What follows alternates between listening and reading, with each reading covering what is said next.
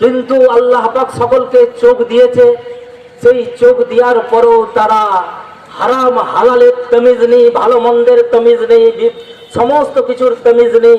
যে আজকে জানেনি যে ফ্রান্সের রাষ্ট্রদূত আমি কোত্থেকে জন্মগ্রহণ করলাম, পৃথিবীর বুকেতে পদার্পণ করতে পারলাম, এটা তার এতিন নেই, এটা কাজ নেই। সে জেনে রেখে দিক আজকে মুসলমানদের কলিজায় আগুন ধরে দিয়েছে, মুসলমানদেরকে আজকে বিপদগামী করে দিয়েছে।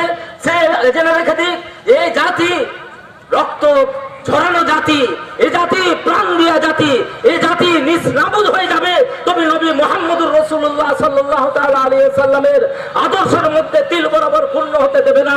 তাদের একদিন আছে, আল্লাহু আকবার, তাদের একদিন আছে, তারা জানে যে হোকাল পরকালের নাজাতের জন্য আল্লাহ পাক কান্ডার বাণী রেখেছে। নবী মুহাম্মদুর রাসূলুল্লাহ সাল্লাল্লাহু তাআলা আলাইহি ওয়াসাল্লামকে বিশ্ব জাহানকে আজকে সুন্দর করে সাজাবার জন্য একমাত্র প্রেরণ করেছিল নবী মুহাম্মদুর রাসূলুল্লাহ সাল্লাল্লাহু আলাইহি ওয়াসাল্লামকে পৃথিবীর বুকেতে 1 লাখ 2 লাখ কম বেশি 24,000 পয়গম্বর দুনিয়ার বুকেতে প্রেরণ করেছে, সমস্ত নবীকে পর্যন্ত সুসজ্জিত করেছে। নবী মুহাম্মদুর রাসূলুল্লাহ সাল্লাল্লাহু আলাইহি ওয়াসাল্লামকে ইমামতের টাইটেল দিয়ে ইমামুল আম্বিয়া লাকাব দিয়েছে সেই মুহাম্মদুর রাসূলুল্লাহ সাল্লাল্লাহু তাআলা আলাইহি ওয়াসাল্লাম আজ আমাদের কলিজার টুকরো সম্পদ, আমাদের জানের থেকে এই জাতি জেনে রেখে দিয়েছে। সাহাবায়ে কেরাম রাদিয়াল্লাহু তাআলা আলাইহিম আজমাইন তারা তাদের নিজেদের স্ত্রী শয়নকালী অবস্থায় বিবাহ বন্ধনের সময় তারা তাকে সমস্ত ত্যাগ করে দিয়ে নবীর ভালোবাসায় যে জাতি যেতে পারে সেই জাতি আজকে সেই জাতি এসে হাজির হয়েছে। সোনার ভাইরা ভেবে রেখে দিই, আমরা ভেবেছি যে এটা মুসলমানদের নবী, না না না, ওটা বিশ্ব জাহানের নবী, এটা বিশ্ব আল্লাহু আকবার। সোনার ভাইরা তাই প্রত্যেকের মধ্যে একটা ক্রন্দন ভাব আসা দরকার।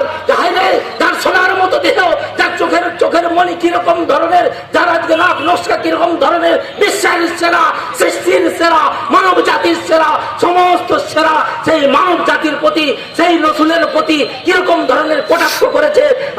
আজকে আমার এখান থেকে ধিক্কার জানাচ্ছি যে আজ তুমি জেনে রেখে দাও, তুমি মুসলমানদের অন্তরকে জ্বালাও না। এ রাষ্ট্রদূত তুমি জেনে রেখে দাও, তুমি মরে কলিজার টুকরো হয়ে যাবে, ধ্বংস বরবাদ হয়ে যাবে।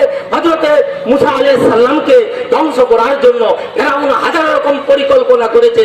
আল্লাহ রাব্বুল আলামিন ওই পানি দরিয়ার মধ্য দিয়ে রাস্তা দিয়েছে হযরতে মুসা আলাইহিস সালামকে, তাদেরকে রেহাই করে দিয়েছে। কিন্তু জেনে রেখে দিই ওই জালিম ফেরাউনকে আল্লাহ রাব্বুল আলামিন ওই দরিয়ার মধ্যে ডুবিয়ে ছারখার করেছে। অতএব সেই ইতিহাস এখনো জাজলমান হয়ে রয়েছে, আজকে পরিষ্কার হয়ে রয়েছে।